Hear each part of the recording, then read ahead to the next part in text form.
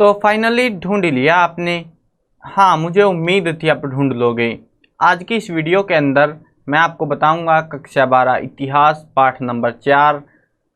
पाठ का नाम है विचारक, विश्वास और इमारतें। यानी कि यहाँ पे कुल मिला के देवी देवताओं, बौद्ध धर्म, जैन धर्म, इन्हीं की बात होने वाली है। चैप्टर बेसिक सा होने वाला है। चलो शुरू करते हैं। मैं हूँ अजय और आप देख रहे हैं CCL क्लास। हाँ, एक चीज़ बता देता हूँ, इस चैप्टर के आपको नोट्स, उसके साथ साथ अभ्यास के प्रश्न उत्तर, महत्वपूर्ण प्रश्न उत्तर, MCQs, ऑप्शन टाइप जो क्वेश्चंस होते हैं, तो ये सारी चीज़ें आपको मिल जाएंगी। लिखी हुई भी वीडियोस भी मिलेंगी। तो प्लेलिस्ट और पेज दोनों का लिंक डिस्क्रिप्शन में है, जरूर से चेक कर लेना। अब शुरू करते हैं कहानी को। बहुत ही मज़ेदार कहानी है ये हमारे उस इतिहास के टाइम पीरियड की है, 600 से 600 तक, यानी कि ईसा पूर्व से ईसा तक। ये काफ़ी लंबा समय था और इस समय के दौरान लोगों की विचारधाराएं बदलने लगी। लोग जो जंगलों में रह रहे थे, जो अपना सर्वाइवल ऐसे ही कर रहे थे, उनके मन में ख्याल आया, आखिर हम जीवन जी क्यों रहे हैं? आखिर मरने के बाद क्या होता है? क्या हमारी आत्मा भगवान के पास चली जाती है? क्या स्वर्ग और नर्क असल में होते हैं? ऐसे ही ना जाने कितने सारे सवाल उन लोगों के मन में उठने लगे। अब इन सवालों को कोई तो पढ़ेगा, कोई तो समझेगा। अब एक बंदे के मन में उठ रहा है, ठीक है, 2 3 4 5 ऐसे हजारों लाखों की संख्या में लोग इस बात से दुखी थे, परेशान थे कि आखिर ये दान दक्षिणा जो हम दे रहे हैं, क्या इसका कोई लाभ मिलता है? क्या दान दक्षिणा करना चाहिए? हम सुखी क्यों नहीं? ऐसे बहुत सारे सवाल लोगों के मन में उठ रहे थे और इन्हीं के चलते बहुत सारे धर्म निकल कर आए। चलो शुरू करते हैं। ये चैप्टर का बेसिक क्वेश्चंस है, जिनका सवाल का जवाब हम यहाँ पे जानने की कोशिश करेंगे इस चैप्टर में। इस टाइप के क्वेश्चंस लोगों के मन में उस टाइम उठे थे और उनके जवाब किस तरीके से मिले हमको, क्या सबूत मिले कि लोगों के मन में ऐसे सवाल उठे होंगे, कैसे जो है उन्होंने उनका समाधान किया उन सवालों का, तो वो देखते हैं। भोपाल राज्य के प्राचीन अवशेषों में सबसे अद्भुत सांची कनखेड़ा की इमारतें हैं। यहाँ पे हमें बहुत सारी इमारतें मिली है भोपाल के अंदर। सांची का स्तूप याद है आपको? आपने बहुत सारी जगहों पे पढ़ा होगा सांची का स्तूप, सांची का स्तूप। ये एक बहुत ही बेहतरीन नमूना था। आगे पढ़ेंगे, फोटो वोटो दिखाऊंगा आपको इसके चैप्टर के अंदर ही दे रखे हैं। अब यहाँ पे जो है बता रखा है कि आप भोपाल से 20 मील उत्तर पूर्व की तरफ एक पहाड़ी की तलहटी में बसे गाँव को हम कल देखने गए थे। मतलब कोई व्यक्ति जो है यहाँ पे बता रहा है, जिक्र कर रहा है इसका कि वहाँ पे ये हुआ था। उसके अलावा आगे बताते हैं कि हमने पत्थर की वस्तुएं, बुद्ध की मूर्तियां और एक प्राचीन तोरण द्वार का निरीक्षण किया। ये अवशेष यूरोप के सज्जनों को विशेष रुचिकर लगते हैं। अब यूरोप वाले लोगों को विशेष रुचिकर क्यों लगते हैं? इसका सिंपल रीजन ये है क्योंकि उधर ऐसी चीजें नहीं मिली। ये जो है ना, जो बौद्ध धर्म था वो चाइना और भारत इन्हीं इलाकों में ज़्यादा फेमस हुआ पड़ा था। उधर जो पश्चिमी इलाके थे दुनिया के, उन उधर वाली साइड में ये धर्म नहीं गया था। और यहाँ पर जो हमें सबूत मिले, बुद्ध की मूर्तियाँ मिली, बहुत सारी वस्तुएं, कलाकृतियाँ, तो वो सारी चीज़ें इधर ही तो मिलेंगी। जब इधर ही धर्म है, इधर ही तो मिलना है वो चीज़ें भी। तो इस वजह से उनको ये चीज़ें बहुत ही इंटरेस्टिंग लग रही थी। यार क्या करते हैं। मेजर अलेक्जेंडर कनिंघम, ये फेमस व्यक्ति है, ये मेजर अलेक्जेंडर कनिंघम। इसने जो है ना इलाके में कई हफ्तों तक रुककर इन अवशेषों का निरीक्षण किया। उन्होंने इस जगह के चित्र बनाए, वहाँ के अभिलेखों को पढ़ा और गुंबद नुकार ढांचे के बीचों बीच खुदाई करी। मतलब इसने ना बहुत, ये अकेली ऐसी जगह नहीं थी भोपाल के अंदर। इसने जो मेजर अलेक्जेंडर कनिंघम था ना, ये जो है इसने बहुत सारी डिस्कवरी करी थी, बहुत सारी जगहों पे अपना जो है रुचि दिखाई थी, इंटरेस्ट दिखाया था। ये जो रिपोर्ट है ये इस टाइम पीरियड के दौरान लिखी गई है, 1876 में ये हुआ था इसका अनुवाद। अब जो है उस टाइम, मतलब बहुत पुरानी बात है ये, ऑब्वियस सी बात है, आजकल की बात नहीं है कि 2-4 महीने पहले कोई गया उधर देखने और हम बता रहे हैं उसका नाम। नहीं, ये बहुत पुरानी बात है, बहुत ही ज़्यादा, ठीक है। मतलब 1800-1900 के आसपास की मान के चलो। उस टाइम जब हड़प्पा सभ्यता तक ढंग से नहीं मिली थी हमको, ढंग से क्या मिली ही नहीं थी, मतलब ऑलमोस्ट एक आध सैंपल मिलने स्टार्ट हुए थे। उस टाइम पीरियड के दौरान जो है हमें ये चीज़ें, मतलब उन लोगों को ये चीज़ें बहुत ही इंटरेस्टिंग लग रही थी।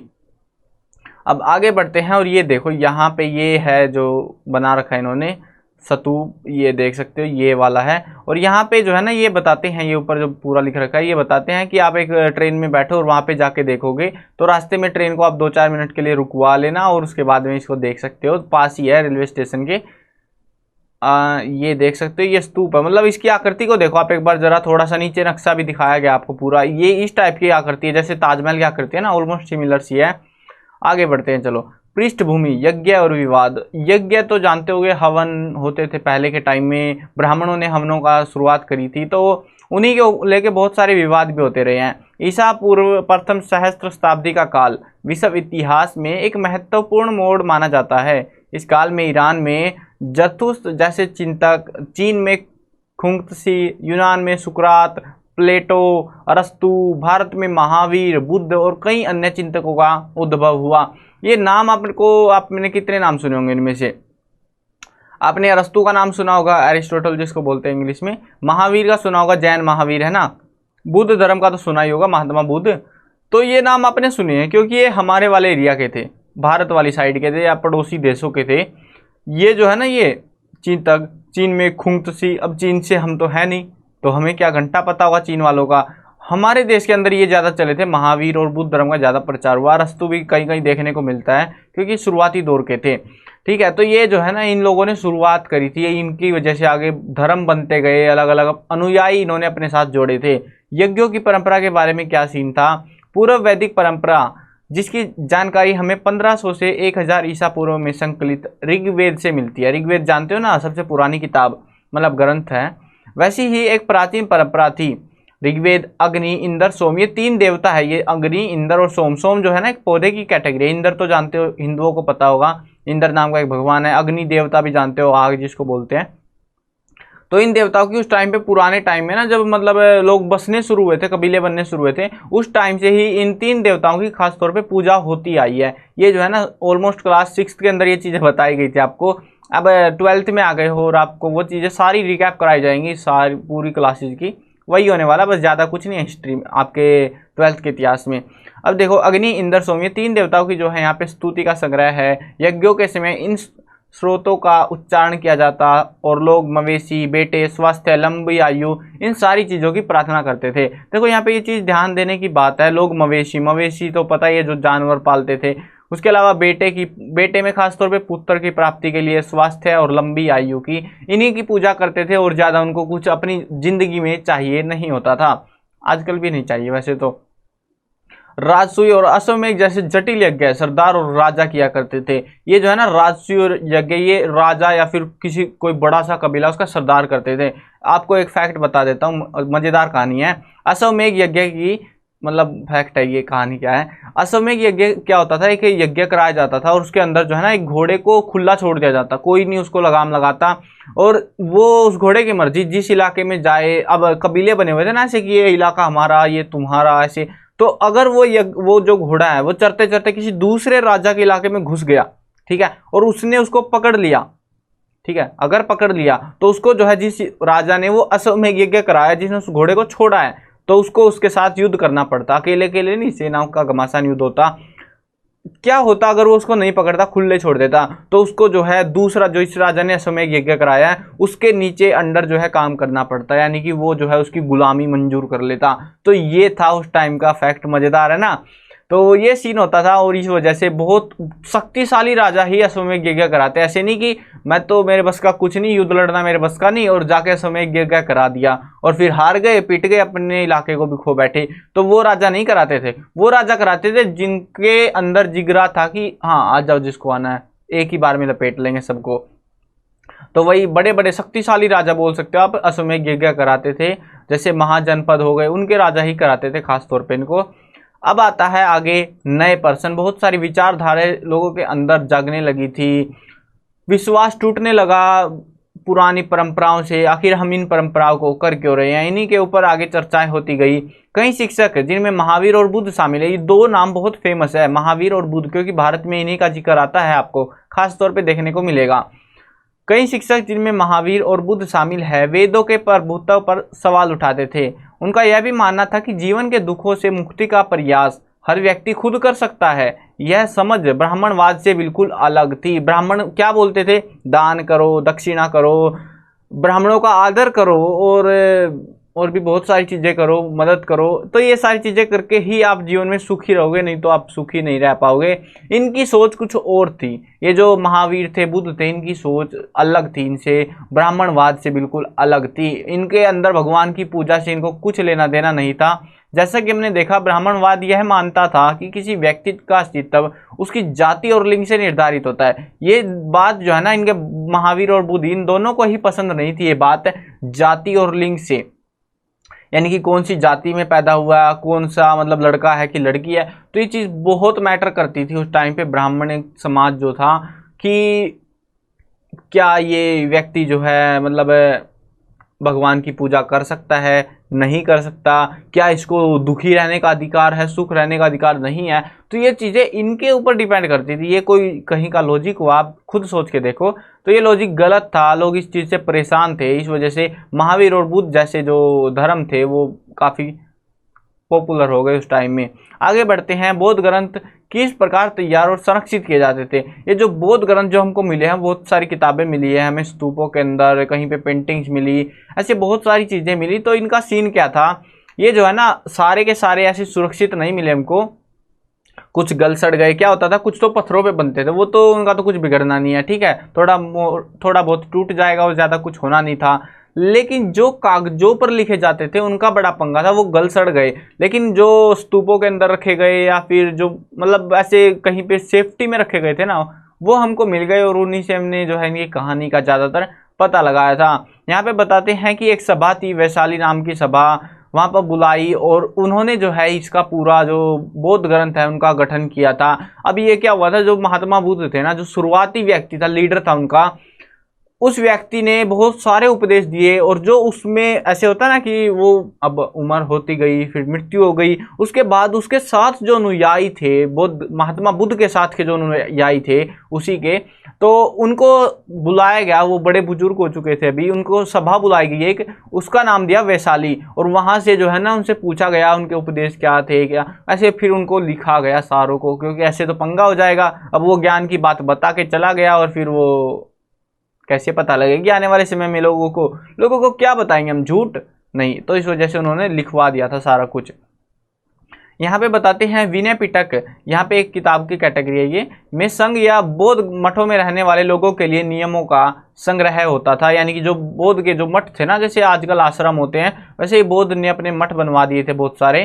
तो उसने जो है ना उनको जो नियम थे, क्या क्या कानून थे वो फॉलो करने होते थे, उनकी सारी लिस्ट यहाँ पे थी विनय पिटक के अंदर। बुद्ध की शिक्षाएं सूत पिटक में रखी गई, जो बुद्ध ने ज्ञान दिया था लोगों को उसको सूत पिटक में रखा गया। और दर्शन से जुड़े विषय अभिधम्म पिटक में आए।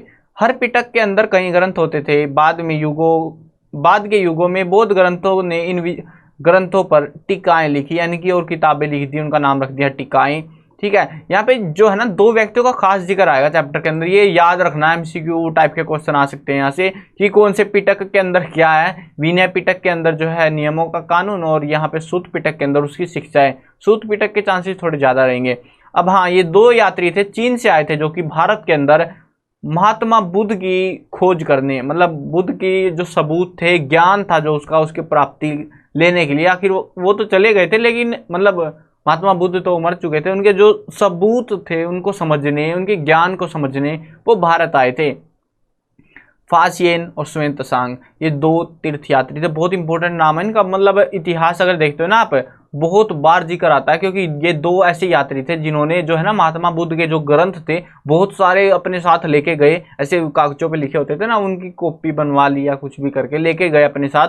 और उसके बाद वहाँ पे जाके अपनी भाषा चाइनीज के अंदर उसका अनुवाद किया था उन्होंने, और जिससे वहाँ के लोगों को महात्मा बुद्ध के बारे में, उनकी जीवनी के बारे में पता चल पाया था, उनकी शिक्षाओं के, उनके ज्ञान के बारे में पता चल पाया था। सो इसी वजह से ये इम्पोर्टेंट है। वैसे कोई इम्पोर्टेंस नहीं है अगर आप देखो कि ये तो दो व्यक्ति थे, आए और चले गए। वैसे कई सारे साल, मतलब लगभग इन्होंने 10-20 साल भारत में गुजार दिए थे, उस ज्ञान को सीखने में, इकट्ठा करने में, बहुत सारे सबूतों को, और फिर वापस जाने में। क्योंकि पहले ऐसा नहीं था कि तुम भाई साहब हम तो ट्रेन में जाएंगे हम, या फिर एरोप्लेन में, नहीं, उस टाइम पे पैदल भागते रहो इधर उधर, तो टाइम लगता था आने जाने में भी। ये देख सकते हो, ये इस टाइप से कितने खूबसूरत तरीके से सजा के इनको लिखा गया है। वैसे मैं इनको पढ़ नहीं सकता, आप भी नहीं पढ़ पाओगे, कोई बात नहीं। पांडुलिपि मिली है हमको 12वीं शताब्दी की, ठीक है। आगे बढ़ते हैं। नियतिवादी और भौतिकवादी, इसमें कुछ नहीं था खास आपका। हाँ, यहाँ पे आते हैं। देखो, बौद्ध धर्म के बारे में हमने काफ़ी सारी चीज़ें जानी है ना। अब बात आती है महावीर, जैन महावीर। देखो, महावीर के अंदर जो ये थे ना, बहुत सारे यात्री हुए, तीर्थकर बोलते हैं इनको खास तौर पे। तीर्थकर वो यात्री होते हैं जो मतलब अपना जो ज्ञान है वो इधर उधर से ज्ञान लेने चले जाते हैं। जैसे ये स्वेन त्सांग, जो चीन से दो लोग आए थे ना, स्वेन फा, क्या नाम था यार उसका, ये रहा फासियन। फासियन और श्वेतसांग ये इनको तीर्थकर बोला जाता था। जैसे भारत आए ना तो ये तीर्थकर हैं, वैसे ये भी जो महावीर है ये भी तीर्थकर थे। जैनों के मूल सिद्धांत 6ठी शती ईसा पूर्व के में वर्धमान महावीर के जन्म से पहले ही उत्तर भारत में प्रचलित थे। मतलब जैन काफी टाइम से प्रचलित थे, जब तक जैन महावीर नहीं आए थे उससे पहले, ठीक है। जैन परंपरा के अनुसार महावीर से पहले 23 शिक्षक और हो चुके थे। कितने? 23, यानी कि 24वें तीर्थकर थे। ये बहुत इंपॉर्टेंट क्वेश्चन बन सकता है, अगर या तो 1 मार्क में आता होगा या एमसीक्यू अगर आता है एग्जाम्स में, तो ये जरूर से याद रखना है। ये 24वें तीर्थकर थे जैन महावीर। वैसे आपको बता दो इस चैप्टर से बहुत मतलब रेयर से क्वेश्चन आते हैं, जो आपके लास्ट वाले चैप्टर्स हैं उनमें से ज्यादा पूछे जाते हैं, और फर्स्ट चैप्टर में से, फर्स्ट में से तो हर बार आता है 5 नंबर का, वो जरूर से पढ़ना अच्छे से उसको। उन्हें तीर्थकर कहा जाता है, यानी कि वे पुरुष जो वे महापुरुष जो पुरुषों और महिलाओं के जीवन की नदी के को पार लगाते हैं, यानी कि उनकी जिंदगी सफल कर देते हैं।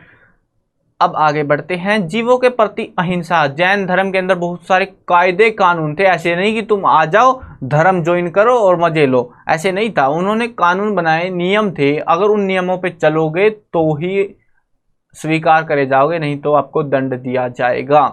अब यहाँ पे क्या कानून बनाए गए? जीवों के प्रति अहिंसा, खासकर इंसानों, क्योंकि उस टाइम में ऐसे नहीं था भला मतलब प्रणाम जी प्रणाम, ऐसे नहीं होता था। आजा काटता हूँ तेरी गर्दन, अभी लाया बस हथियार तलवार लेके आता हूँ, बस पेट में घुसेड़ के आतड़ियाँ निकाल देंगे। तो ये लड़ाई मारकाट बहुत बेरहमी के साथ होती। शुरुआत में बताया था यार अश्वमेध यज्ञ होते थे। अब जो अश्वमेध यज्ञ करवाते थे वो लड़ाई नहीं करेंगे, लड़ाई होगी तो गर्दनें कटेंगी, किसी का हाथ कट गया, किसी के पैर कट गए। तो ये जो जैन धर्म वाले थे ना, ये बताते थे लोगों को कि अहिंसा मत करो, यानी कि लड़ाई दंगे मत करो। खास तौर पे इंसानों को, जानवर, पेड़ पौधों और कीड़े मकोड़ों को मत मारो। ये जो है जैन धर्म का केंद्र बिंदु था, यानी कि ये चीजें इंपॉर्टेंट है। जैन मान्यता के अनुसार जन्म और पुनर्जन्म का चक्कर कर्म के द्वारा निर्धारित होता है, यानी कि जो हमने अपनी लाइफ के अंदर कर्म करे हैं ना, जिंदगी के अंदर इस जीवन में कर्म करे हैं, वो हमें बताएंगे कि अगला जन्म किस टाइप का होगा, यानी कि आप भेड़, बकरी, सूअर, कुत्ता या फिर मनुष्य बनोगे। तो ये इनका मानना था। कर्म के चक्कर से मुक्ति के लिए त्याग और तपस्या की जरूरत होती है। अगर तुम इस चक्कर से मतलब आगे तुम कुत्ता बिल्ली बनोगे या क्या बनोगे, तो अगर उस झमेले से दूर निकलना चाहते हो ना, तो अपने जो है ना जो भी लालच है उसको त्याग दो, हर चीज से आप मुक्त हो जाओ। बिल्कुल त्याग और तपस्या आपको करनी पड़ेगी, तभी आप जो है इस कर्म के चक्कर से मुक्त हो सकते हो। जैन जो है साधु और साध्वी 5 व्रत करते थे खासतौर पे। मतलब व्रत का मतलब है कि 5 नियम जो है हमेशा निभाते थे। हत्या नहीं करना किसी की भी का मतलब जानवर की या फिर जो है इंसान की तो वैसे ही मत करना, तो हत्या नहीं करना। दूसरा चोरी नहीं करना, चोर हो गए तो हम तुम्हें नहीं लेंगे। झूठ मत बोलना बिल्कुल भी। ब्रह्मचर्य और धन इकट्ठा मत करना, यानी कि तुम्हें ब्रह्मचर्य का पालन करना होगा और उसके साथ तुम धन इकट्ठा नहीं कर सकते। धन वो चीज जिसके लालच में बड़े बड़े महायुद्ध लड़े गए है ना, खजाने की तलाश में या फिर खजाने को पाने के चक्कर में, तो वो जो है ना वो धन संग्रह का ही तो नतीजा था। तो वो इकट्ठा नहीं करना। ये चीजें अगर तुम कर लेते हो तो तुम जैन धर्म के अंदर साधु साध्वी हैं, और अगर नहीं करते हो, कहीं पर भी गड़बड़ी पाई जाती है तो तुम्हें बाहर निकाल दिया जाएगा, तुम जैन धर्म का हिस्सा नहीं रहोगे। तो ये थे इनके बहुत ही सख्त वाले कानून। वैसे सही था यार, ये उस टाइम पे समाज को कहीं ना कहीं सुधारने की कोशिश कर रहे थे। आगे देखते हैं जैन धर्म का विस्तार। धीरे धीरे जैन धर्म भारत के कई हिस्सों में फैल गया। बुद्ध की तरह ही जैन विद्वानों ने प्राकृत, संस्कृत, तमिल जैसी अनेक भाषाओं में काफी साहित्य का सृजन किया। ये देखो यार, ये चीज देख के ना मुझे बहुत खुशी मिली, मतलब मजा ही आ गया चीज देख के। जैन धर्म की एक पांडुलिपि हमको मिली और इसका डिजाइन देखो कितना खूबसूरत डिजाइन है। आजकल की कॉपी किताब या फिर आपकी ये किताब भी इतनी अच्छी नहीं बनाएगी। ये डेकोरेशन देखो यार, क्या मस्त और कलरफुल डेकोरेशन, वाह मजा आ गया। इस टाइप की पांडुलिपियां हमको मिली हैं इतिहास के अंदर बहुत सारी। बुद्ध और ज्ञान की खोज, ये कहानी है महात्मा बुद्ध की, बुद्ध बनने तक की, है ना। मतलब वो शुरुआत में बुद्ध नहीं थे, है ना, वो ऐसे ही हम जैसे आम व्यक्ति हुआ करते थे। मतलब राजा के बेटे थे वैसे तो, लेकिन आम थे, वो खास नहीं थे, कोई स्पेशल नहीं थे। देखो क्या होता है, सैकड़ों वर्षों के दौरान उनके संदेश पूरे महाद्वीप और उसके बाद मध्य एशिया होते हुए चीन, कोरिया, जापान, श्रीलंका और समुद्र पार करके म्यांमार, थाईलैंड, इंडोनेशिया तक फैल गए। ये जो ज्ञान था ना, ये यहाँ से निकल के, छोटे से इलाके से निकल के इतनी दूर दूर तक फैल गया, दूर दूर के देशों में। तो कुछ तो कहानी में मजा होगा भाई, मतलब जो ज्ञान दिया है वो भी काम का होगा। लेकिन कहानी जानते हैं। एक व्यक्ति था जिसका नाम था सिद्धार्थ। ये बुद्ध के बचपन का नाम था। सिद्धार्थ जो है शाक्य कबीले के सरदार के बेटे थे। एक सरदार, मैंने बताया था कहानियों में, हम पढ़ते आ रहे हैं शुरुआत से कि सरदार जो है ना, उस टाइम में जो है बहुत सारे लोग मिलकर सरदार बनने लगे थे, कबीले राजा बनाने लगे। तो ये सरदार के बेटे थे। जीवन के कटु यथार्थों से दूर उन्हें महल की चारदीवारी के अंदर सब सुखों के बीच बड़ा किया गया। यानी कि उसको कभी अपनी जिंदगी में, बचपन से बड़े होते तक, उसको अपनी जिंदगी में कभी ये पता नहीं चला कि आखिरकार दुख क्या होता है, तकलीफ क्या होती है। तो एक दिन क्या हुआ, उन्होंने रतकर को उन्हें शहर घुमाने के लिए मना लिया। बाहरी दुनिया की उनकी पहली यात्रा थी, काफ़ी पीड़ादायक रही। लेकिन ये एक वृद्ध व्यक्ति को, एक बीमार को, एक लाश को देखकर उनको गहरा सदमा पहुंच गया। उसी क्षण उन्हें यह अनुभूति हुई कि मनुष्य के शरीर का अंत और क्षय निश्चित है। यानी कि जो हम चाह रहे हैं, जो ये शरीर कभी ना मरे, अमर हो जाए, तो ऐसा नहीं हो सकता, ये तो खत्म होके रहेगा। ये बात उसको मतलब डरावनी लगी थोड़ी सी, कि मतलब ऐसे नहीं होता जिंदगी में जैसा मैं सोच रहा था। उसने देखा एक ब्राह्मण था, एक सन्यासी को भी देखा उसने, जिसने अपने घर को छोड़ दिया था, और वो उसको जो है इस बुढ़ापे, बीमारी और मृत्यु से कोई दिक्कत नहीं आ रही थी, वो खुश था अपनी जिंदगी में। तो क्या करेगा सिद्धार्थ? सिद्धार्थ ने घर छोड़ दिया। कुछ समय के बाद जो है महल त्याग कर वे अपने सत्य की खोज के लिए निकल गए। चलो भाई ठीक है। उसे लगा कि शरीर को, अगर मैं अपने शरीर को कष्ट पहुंचाऊंगा तो मैंने जो मतलब जो चीज़, जो ज्ञान मुझे चाहिए वो मुझे मिल जाएगा। शरीर को अधिक से अधिक कष्ट देना, जिसके चलते हुए मरते मरते बच गए। मतलब गड़बड़ कर दी थी यार, लोचा हो गया था, ऐसे ज्ञान नहीं मिलने वाला, ऐसे तो मौत मिलने वाली थी उसको। इसके बाद से उन्हें जो है बुद्ध, मतलब उसके बाद जो है उन्होंने ये सारे पुराने तौर तरीके त्याग दिए, और जो है उन्होंने आखिरकार जो है ध्यान करते हुए ज्ञान की प्राप्ति कर ली। इसके बाद से उनको बुद्ध, अथवा बुद्ध का मतलब ज्ञानी व्यक्ति होता है, तो उसके नाम से उसको जाना गया। ये हमें एक पेंटिंग मिली थी जिसके अंदर यहाँ पे अमरावती में लगभग 200 ईस्वी की एक मूर्ति, जिसमें बुद्ध को महल से जाते हुए दिखाया गया है। यहाँ पे बुद्ध कौन सा है भैया? ये तो घोड़ा है, ठीक है, शायद यही होगा, पता नहीं, मुझे ज़्यादा पेंटिंग वेंटिंग की समझ है नहीं, और इसमें तो कुछ ही समझ में नहीं आ रहा। इतिहासकार के ऊपर छोड़ देते हैं हम ये बात। अब देखते हैं बुद्ध की शिक्षाएं। कहानी समझ में आ गई ना? तो इस तरीके से उनको ज्ञान की प्राप्ति हुई, बुद्ध बन गए, और उसके बाद उसने गांव गांव, शहर, जहां पे भी मिले जाके उसको ज्ञान बांटा लोगों को, कि आखिरकार दुखी क्यों है, हमारे दुखों का कारण क्या है, हम इन दुखों से कैसे बच सकते हैं। शुरुआत में जब उन्होंने घर छोड़ा था तो सिंपल सा एक सवाल था मन में कि आखिरकार हम दुखी क्यों हैं। बहुत सारे लोग सोचते थे, उसने भी सोचा, उसने घर छोड़ दिया इस चक्कर में कि सवाल का जवाब मिलेगा। तो सवाल का जवाब तो मिल गया, ज्ञानी बन गए अब वो, तो अब ज्ञान बांटना भी तो है, नहीं तो उस ज्ञान का क्या फायदा भैया। तो बुद्ध की शिक्षाओं को जो है, जो भी कहानियां वानियां जो सुत्त पिटक से हमें ली है, उधर से ही हमको मिली है। आगे देखते हैं। बौद्ध दर्शन के अनुसार जो है विषय अनित्य है और लगातार बदल रहा है। यह आत्मा विहीन है, क्योंकि यहाँ कोई भी स्थायी और शाश्वत नहीं है। इस क्षण भंगुर दुनिया में, यानी कि एक क्षण भर की दुनिया में, दुख मनुष्य के जीवन का अंत निहित तत्व है। घोर तपस्या और विषयाशक्ति के बीच मध्यम मार्ग अपनाकर मनुष्य दुनिया के दुखों से मुक्ति पा सकता है। बौद्ध धर्म की प्रारंभिक परंपरा में भगवान का होना या ना होना अप्रासंगिक है। यानी कि यहाँ पे बताया नहीं गया है कि बौद्ध धर्म भगवान को मानता था या नहीं मानता था, लेकिन हाँ, इन्होंने ये जरूर कहा है कि ये जो दुनिया है ना, यहाँ पे दुख आते जाते रहते हैं। इस थोड़े से छोटी सी जिंदगी है हमारी, उसको क्यों इस चक्रों में बर्बाद करो तुम। आगे देखते हैं। बुद्ध का मानना था कि समाज का निर्माण इंसानों ने किया है, ना कि ईश्वर ने। काफ़ी इंपॉर्टेंट लाइन है, आप समझो तो अगर इस बात को, कि यहाँ पे जो है ना, बुद्ध ये मानते थे, बौद्ध धर्म के जो लोग थे, महात्मा बुद्ध खुद ये मानते थे कि जो इंसान है ना, समाज जो बना है कि यहाँ पे ये कानून है, ये तुम कर सकते हो, ये नहीं कर सकते, ये करना चाहिए, ये नहीं करना चाहिए, तो ये सारे कानून इंसानों ने बनाए है। ये ईश्वर का कुछ लेना देना नहीं है इनसे, शायद किसी व्यक्ति ने अपने फायदे के चक्कर में इनको बना दिया होगा। तो ये इनका जो है यहाँ पे मानना था। अब आगे देखते हैं बुद्ध के अनुयायी। धीरे धीरे बुद्ध के शिष्यों का दल तैयार हो गया। अब जैसे जैन वाले अपना दल बना के बैठे, इधर बुद्ध वाले अपना दल बना के बैठ गए, इसलिए उन्होंने संघ की स्थापना की। ऐसे भिक्षुओं की एक संस्था को धम्म के शिक्षक बन गए, जिसका नाम क्या रखा, एक संस्था बनाई जिसका नाम रखा धम्म। अशोक जानते हो, मतलब मौर्य वंश का अशोक है ना, जानते होगे आप, जिसने जो है कलिंग युद्ध के बाद जो है अपना युद्ध करने का फैसला छोड़ दिया था। काफ़ी फेमस था, बहुत सारे शिलालेख, अभिलेख और ग्रंथ वरंथ हमें बहुत सारी चीज़ें मिली है उसके टाइम पीरियड की। उसने धम्म का बहुत ज़्यादा प्रचार किया था। वो एक महाजनपद का बहुत बड़े इलाके का राजा बोल सकते हो आप। आधे भारत पे उसका राज चल रहा था और उसने प्रचार किया था धम्म का। इस बुद्ध का अनुयायी बन गया था वो।